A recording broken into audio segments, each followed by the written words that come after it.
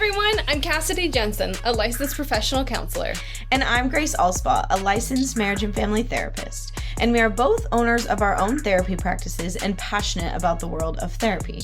This is Two View Therapy, the podcast, a show where we will explore popular shows, hot topics in today's culture, relational struggles, and family dynamics. Join us for your weekly session. Because if nothing changes, nothing changes. Yeah, I already been through a lot and it's been 30 minutes, so. I do think that, something you and I want to provide with this is authentic, vulnerable space from both of us. And I think this week has just been a week. It has been such a week. Yeah, a lot's been going on. Lots of up and downs with clients. Lots of cancellations. We have had so many cancellations. The whole office. It's so weird. Yeah, I mean, I don't know if I've had more than 4 so far. Today will be my biggest day, having 6, which is normal. But I think all my other days have been 3. Which is crazy. I had 8 on Wednesday. I was supposed to have 9. What are you doing? Yeah, I don't know. Wednesdays used to be kind of a chill day for me. Originally, I only planned to have 4 clients a day on Wednesdays. And I scheduled 9. So I don't know. Everybody wanted a Wednesday for some reason. Interesting.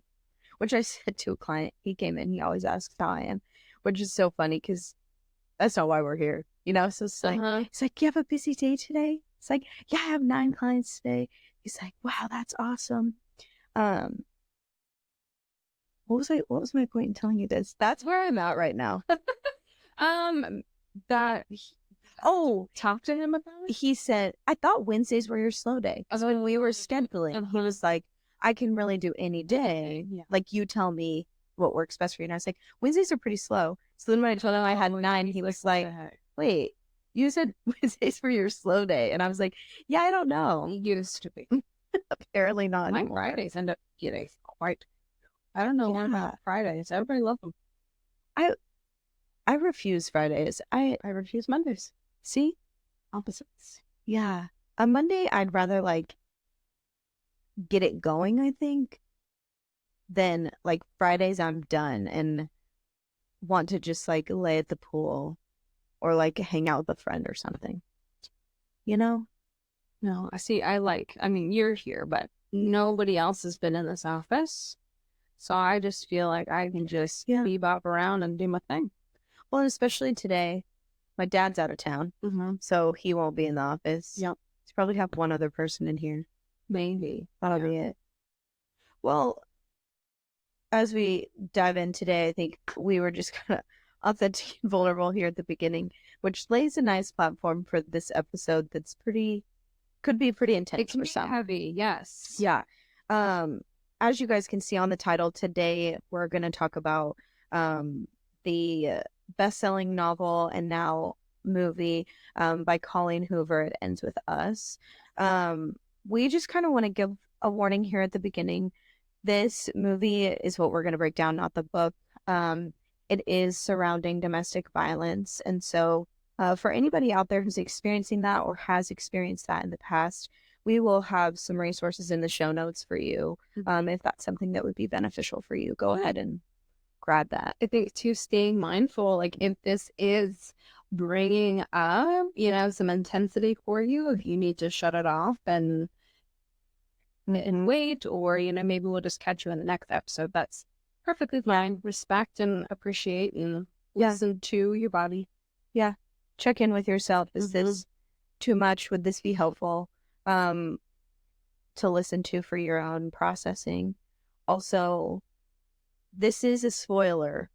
If you haven't seen the movie and haven't read the book and you want to, this maybe isn't an episode you listen to. You maybe just skip to the next. We're not trying to go super in depth with the plot. Yeah. We're just trying to pick apart where we see fit as far as some troubling things, some areas where therapy could be helpful. We're really just trying to dissect it from a therapeutic lens here. Yeah. So, which with that, I think you have kind of a review of the movie for us? Yes, a brief synopsis, just so we're all on the same page. Just so, too, if you're a listener and want to just keep listening to us, you kind of have an understanding of where we're coming from. Yep. So here's a brief synopsis of the film. Lily Bloom moves to Boston to chase her lifelong dream of opening up her own business. A chance meeting with charming neurosurgeon Ryle Cade soon sparks an intense connection, but as the two fall deeply in love, she begins to see sides of Ryle that remind her of her parents' relationship. When Lily's first love, Atlas, suddenly re-enters her life, her relationship with Ryle gets upended, leaving her with an impossible choice. So that's where we're at. Yeah.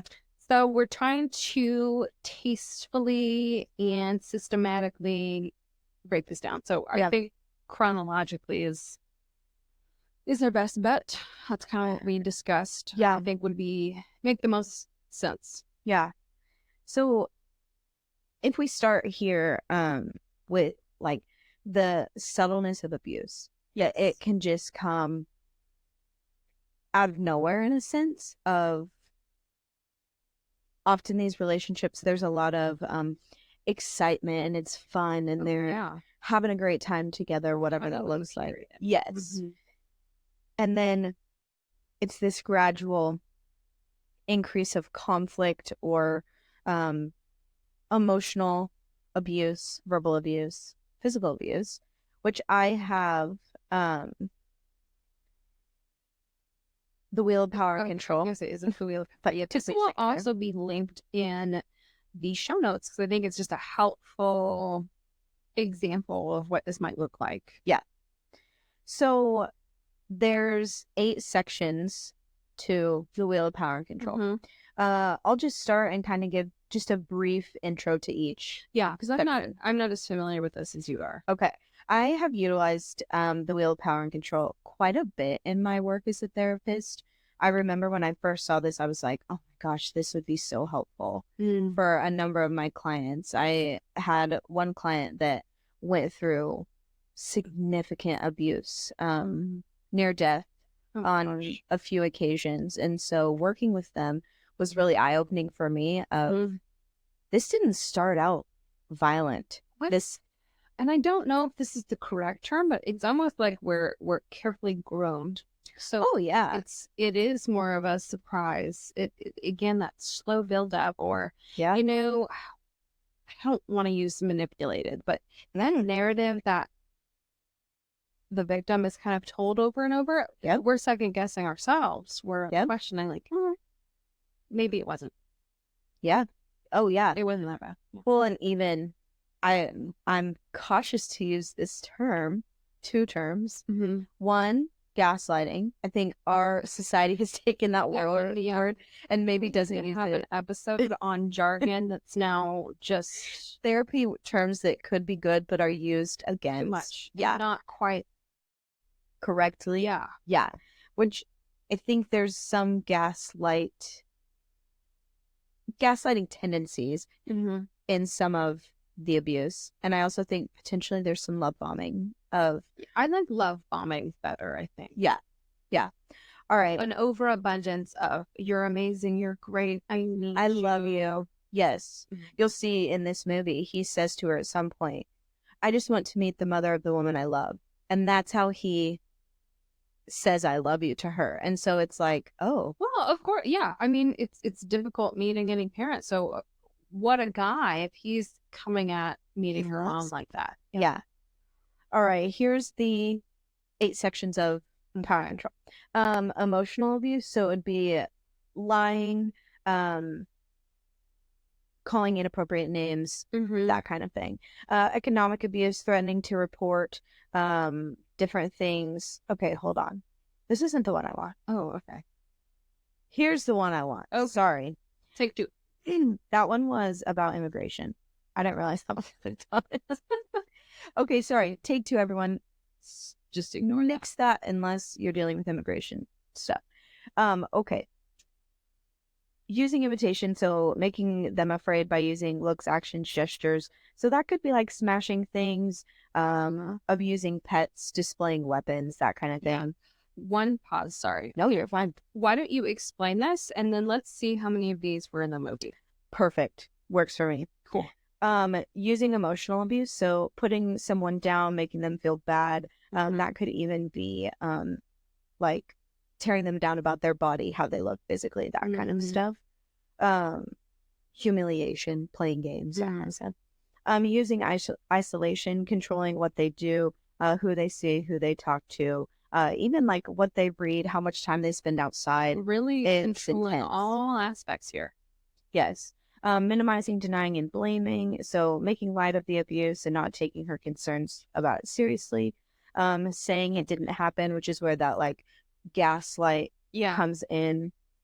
Really, really trying to control the whole narrative. Yeah. And even it says in this of like shifting blame or responsibility to the person who's being abused.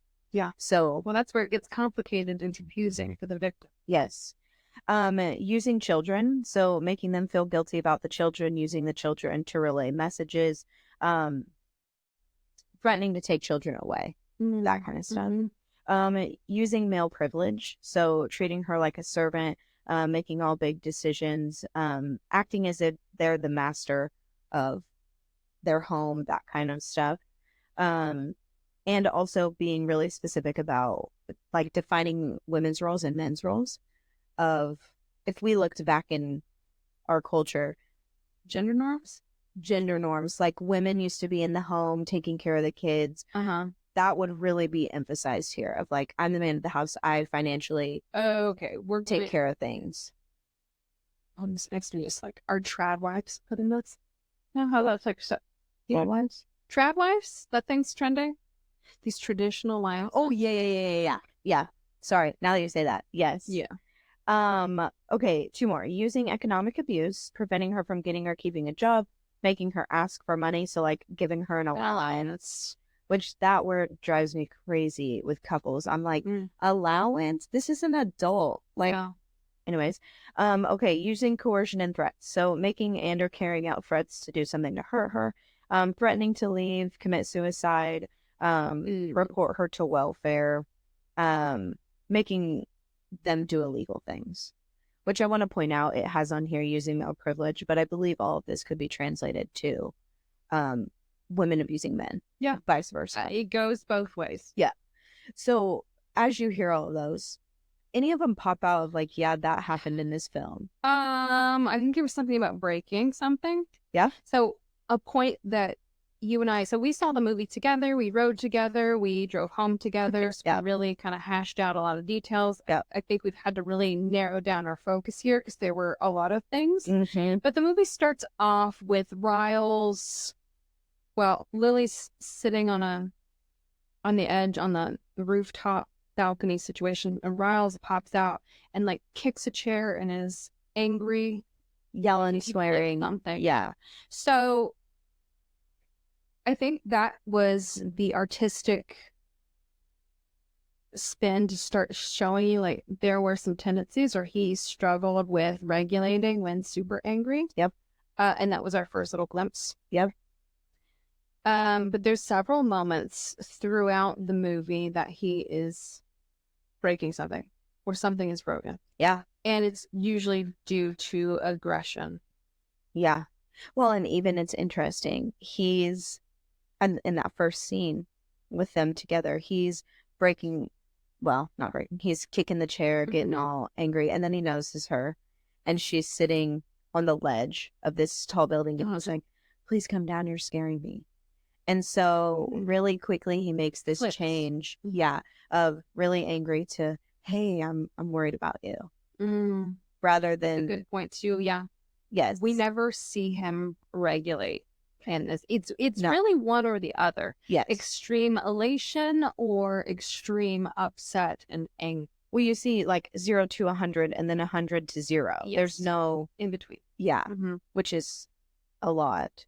So that would be the using intimidation of breaking things, yelling, that kind of stuff. Then I have like emotional abuse. So putting her down, making her feel bad about herself. Did you see any of that you can recall? Okay, so this comes to mind. This is later in the film. when Atlas is into the picture. So they're at a restaurant Atlas owns, and Lily was having a conversation with them, and Riles pops in and recognizes that, or Lily explains that Atlas was a guy from her past. So he makes the comment of the home, like him being the home boy that she slept with. Yep. So really like discounting. Well, and in the emotional abuse piece, humiliation is part of it. And so Well, for both of them too. I can imagine there was so much humiliation of him screaming and then hitting another guy in a bar.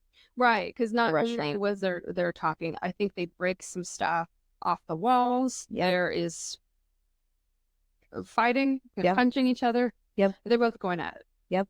And she's kind of caught in the middle. Yep. So there's two now. Using isolation is the last one of, and I want to reiterate this. It says on there, like, controlling who she sees, who she talks Well, he tells her, you're not allowed to see him. You don't talk to him.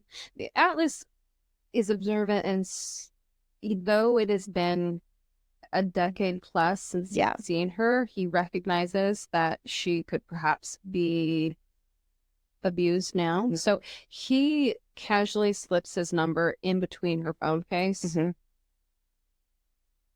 then Riles has a conversation about, like, after that, don't see him. If you love me, it's just us. Yep. Unfortunately, at some point, the phone case comes off and he catches that number. Yep. I think that's when he breaks the lamp. Yeah. But in all of these situations where something extreme has occurred, Lily is the one that's going over and coddling him and making sure he's okay. Comfort. Yes. Yeah. It's that emotional manipulation, like, and control of even the first time he hits her.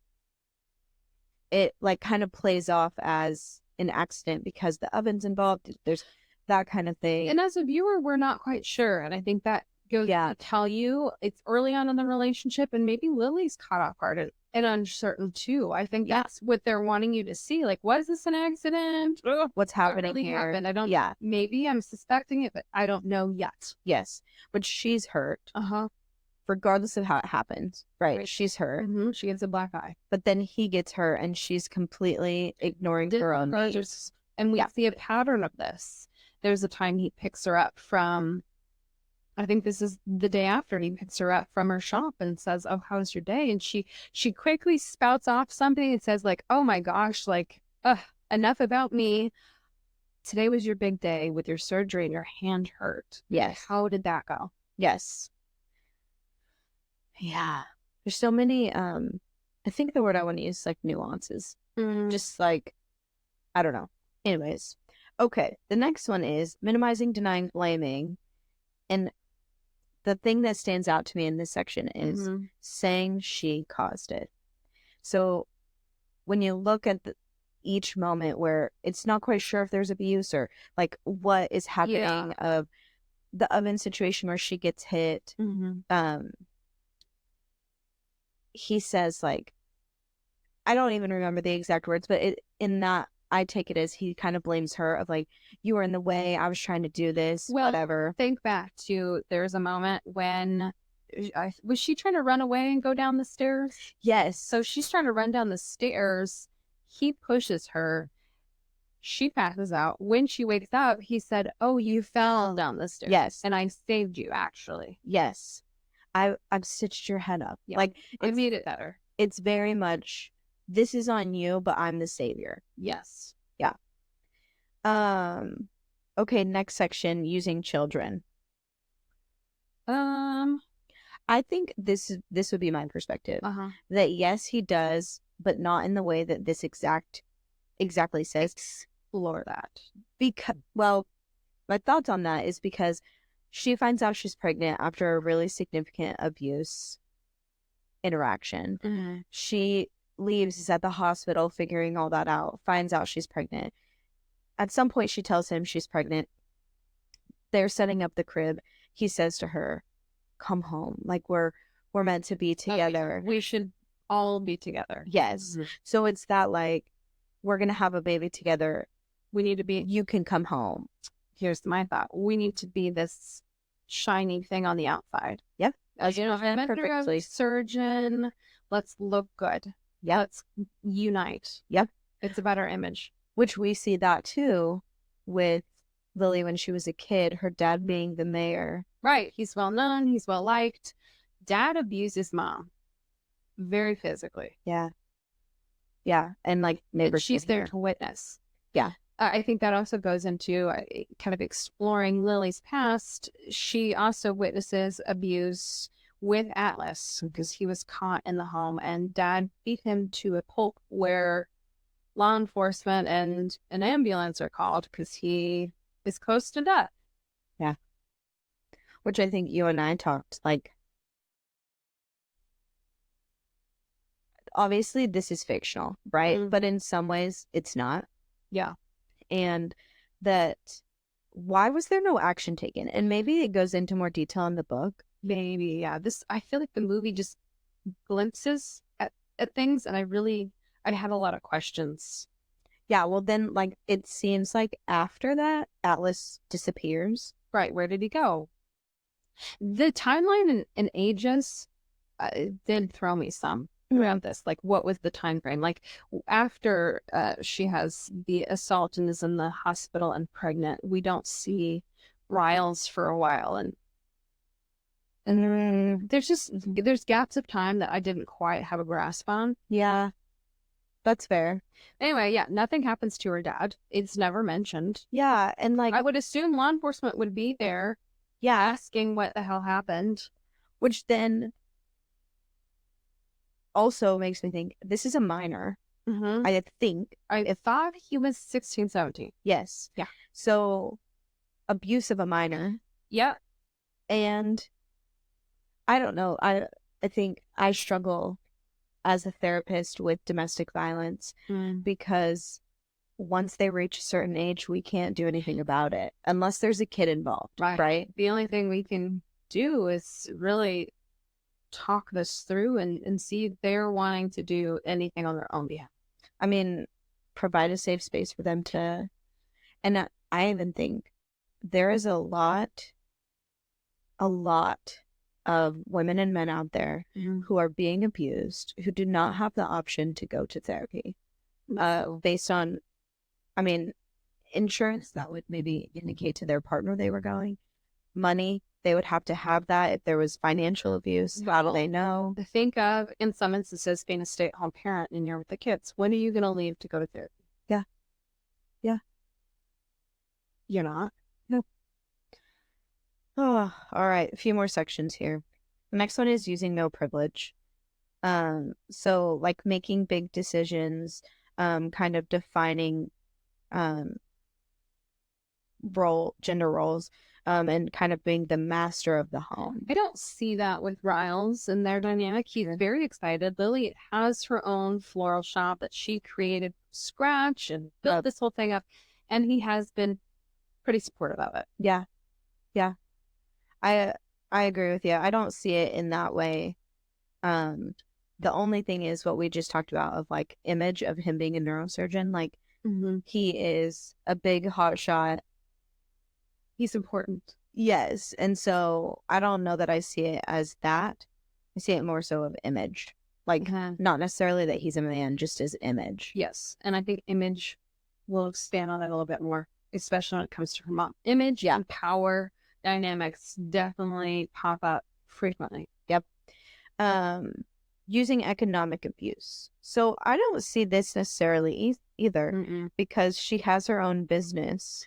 And from my understanding, she did a lot of that business before he was even there, so she wasn't relying on him for much, if any. Yeah. She buys the shop and redoes it. Yep. Not consequently, but yeah. Coincidentally with his sister. Yeah. I would be curious to know, and maybe the book goes into more detail. Apparently I need to read the book. I haven't. I've heard it's really good. I'd be curious with her mom, if her mom was able to work. Oh, yeah, we don't know Mm-hmm. much about what mom does. I see her as like a trophy wife. You look Yeah. great. I'm here to support my husband. Yeah. We're perfect. Everything's fine. Yeah. Mayor's wife. Mm-hmm. Yeah. She's got like pearls. Yes. So I'd be curious about that. Like, did she work or was there control of that? Mhm. Because here's the thing. I think economic abuse of like not allowing them to get a job is often there Mhm. because you make friends at work. Right. And if you make friends, We have new perspectives. they want to know about your Drawing life. out things.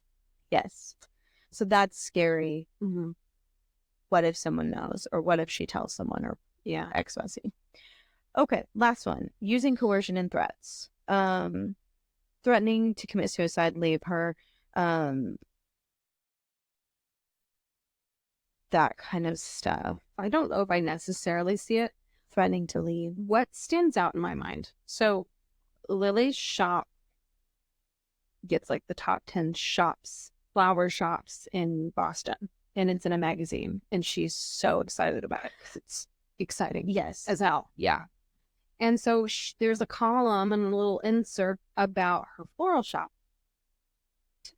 So she made this big meal, even though like it's her exciting moment. She wants to celebrate with Riles.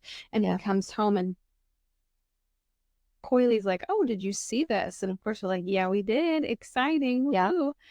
But next to that article is also like the top 10 new restaurants for which Atlas's restaurant is in it.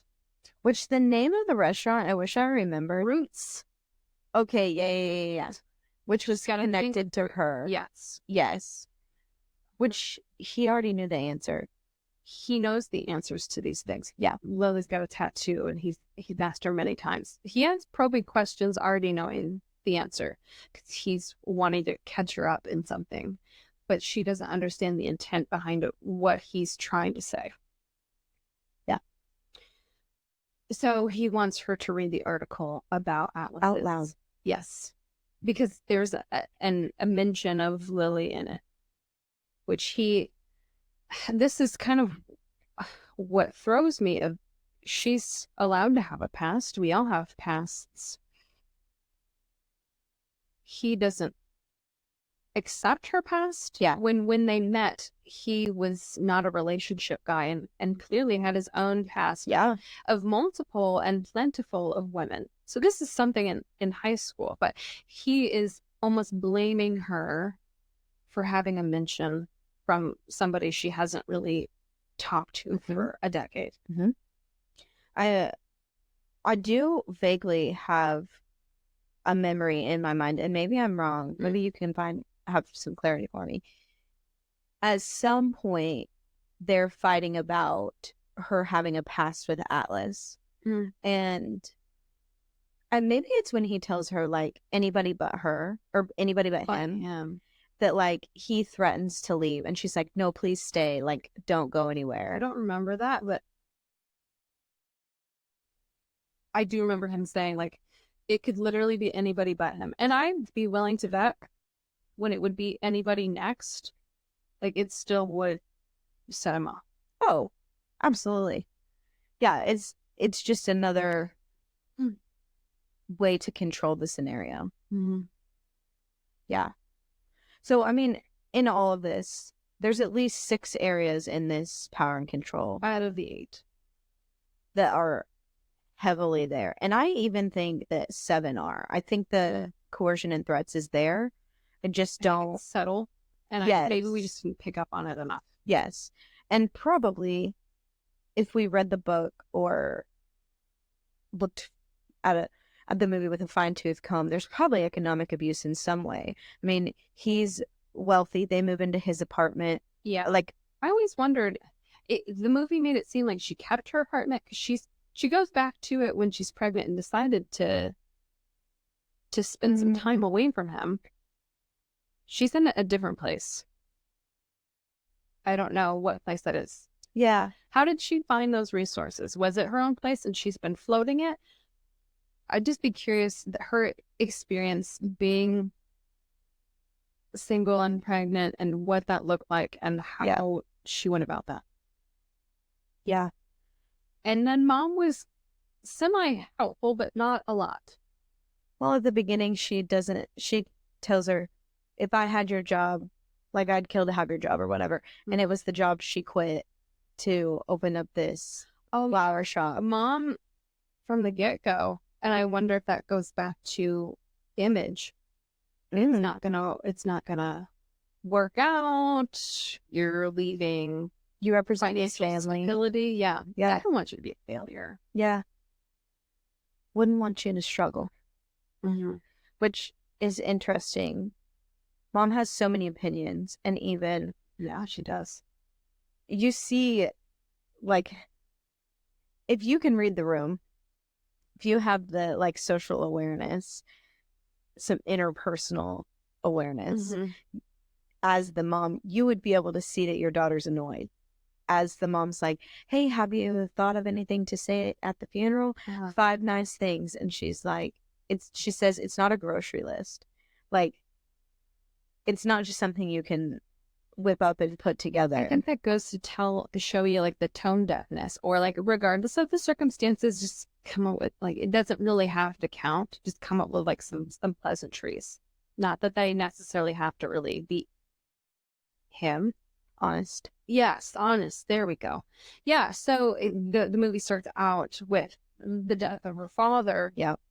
For some reason, Lily's asked to speak from her mom, knowing that she's had a turbulent relationship with her father. So I feel like that's one of the first things. I mean, aside from the job, but how tone deaf her mom is to have ask Lily to speak. Well, and I think mom, this is my perspective of it, and I could be wrong. I don't think the mom realizes that Lily has some frustration with her as well, because she stayed. She endured the abuse and exposed Lily to that. And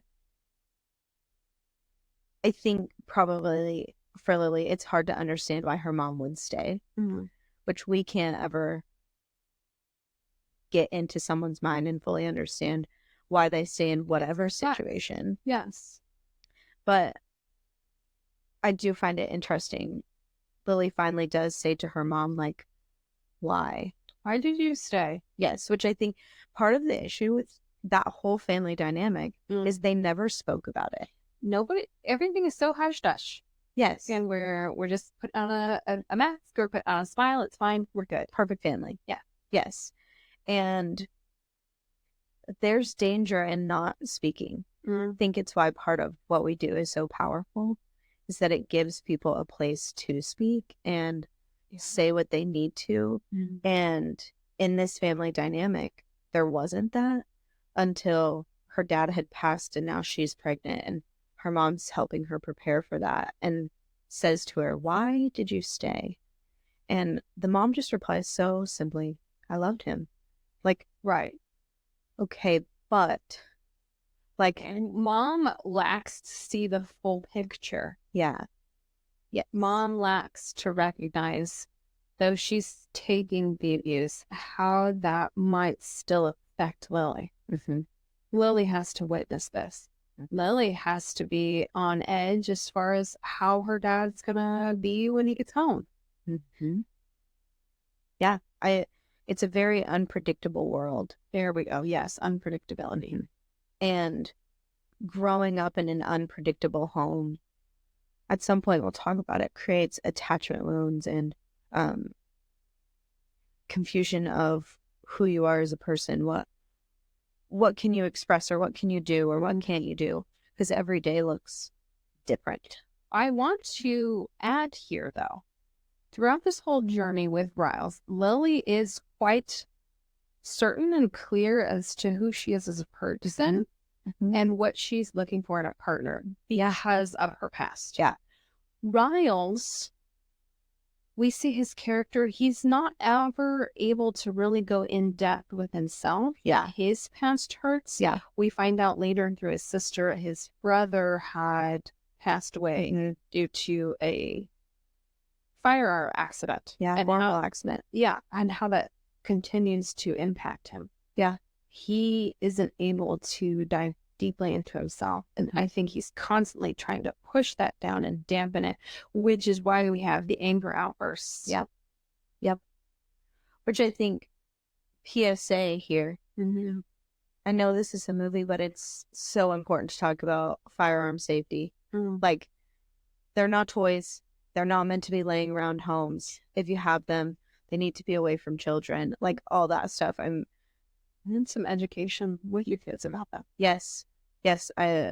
My dad is a hunter, and so has always had firearms around. And we learned at a young age, you do not mess with those. They are not toys. You don't touch them if someone else is not, like, saying, hey, let's go shoot, or, whatever it is. And I think you see that at the very beginning of when he's having this anger outburst.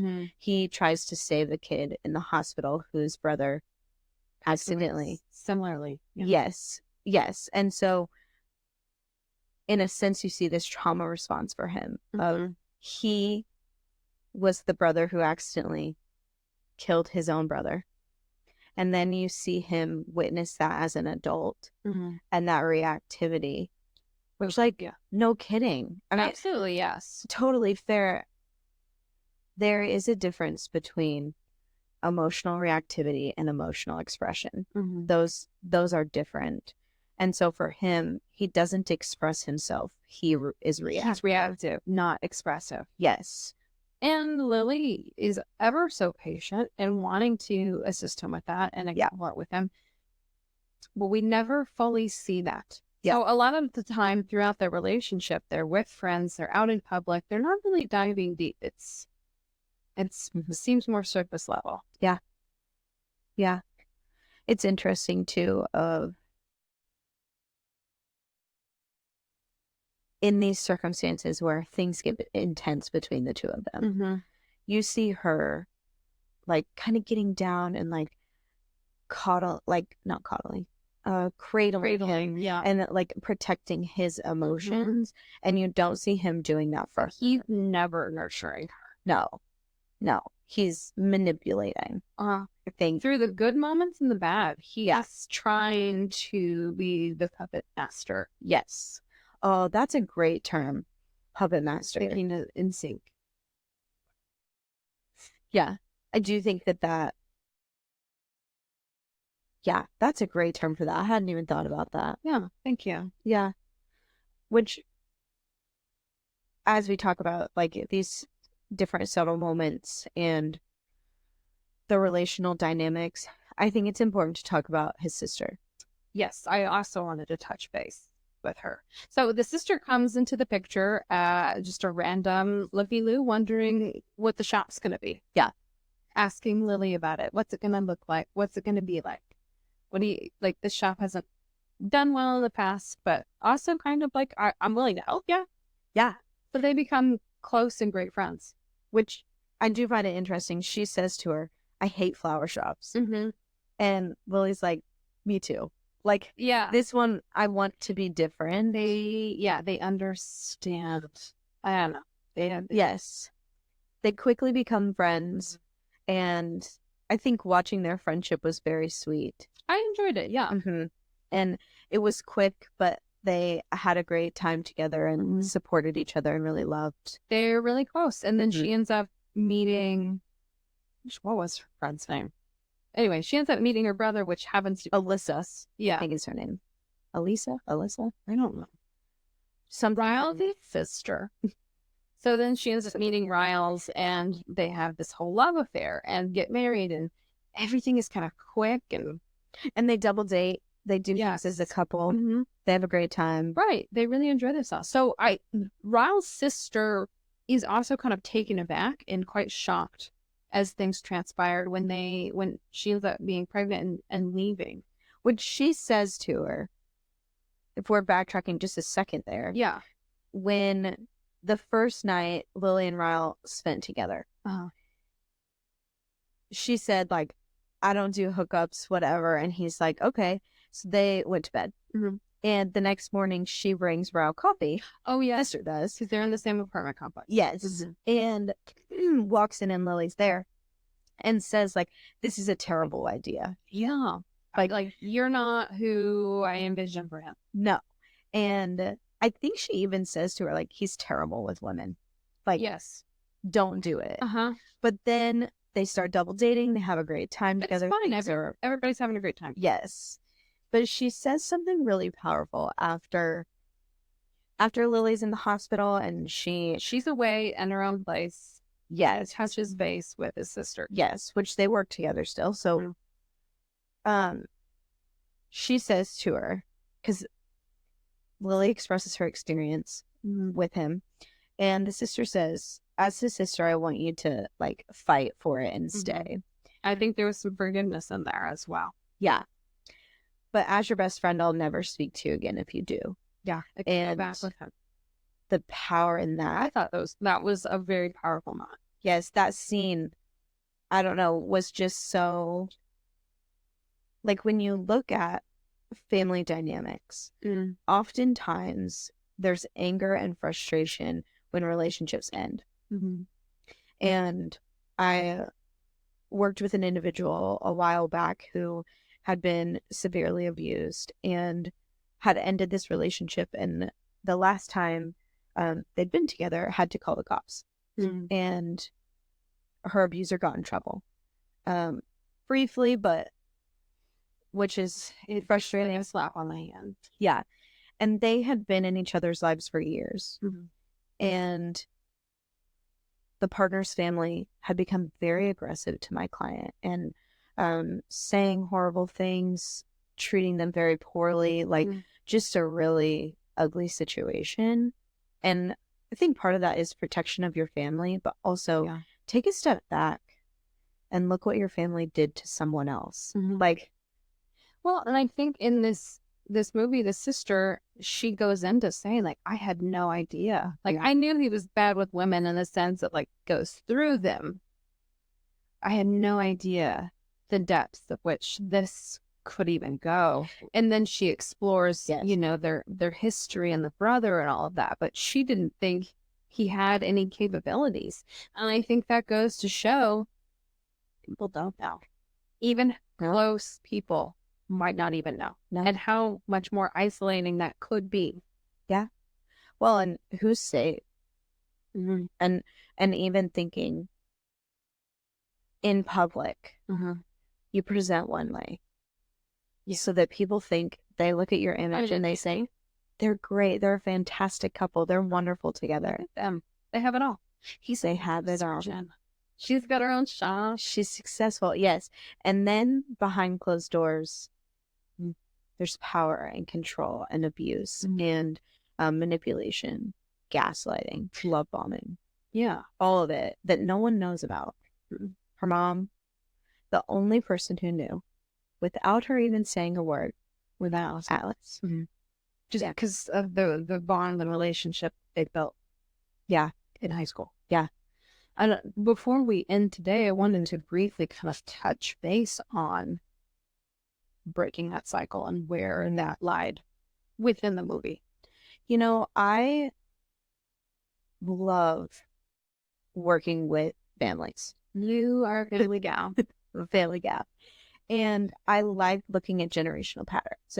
I do what's called a genogram, which is like an emotional family tree. And often I try and go up at least 1 or 2 generations and see what has come down from generations. I mean, as simple as, is there anxiety that's passed down from mother to daughter or grandmother? Like, where does that come from? Let's see the trickle. Yes. And in this movie, there is at least 2 generations who experience abuse. Lily with Ryle and her mom and dad. And she decided that that was enough. That was not something she wanted her daughter to, 1, experience or 2, witness. Well, and the movie shows you, like, it could go either way for quite some time. She's literally giving birth and Riles is there. But after they're kind of having some moments in the room alone, she points out and brings up some points to Riles. Well, you have a daughter now. what if she's getting abused? And what would you say to her then? Yeah. Kind of pointing out. And I love that she goes into some detail of each experience. Because she had the time away from him to go like, no, that first moment in the kitchen when things were, he actually did hit me. Yeah. No, in the stairs, though my brain's a little foggy, I do kind of remember him pushing me. Yeah. Yeah. In the other moment when he's biting her tattoo, she told him no so many times. Yeah. Yeah. This was a powerful movie, and I think a really amazing display of how The subtleties.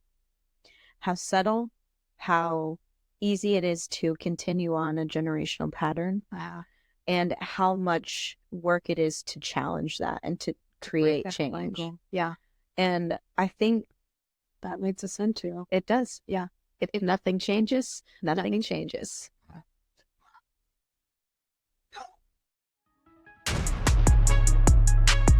We wanted to say thank you for listening today. You can find our Instagram at 2View Therapy and view our merchandise through our Etsy shop at 2View Therapy. Please rate, review, and subscribe to Apple Podcasts, Spotify, or anywhere you get your podcasts. If you are in a mental health crisis, contact your local crisis center, or you can call and text 988.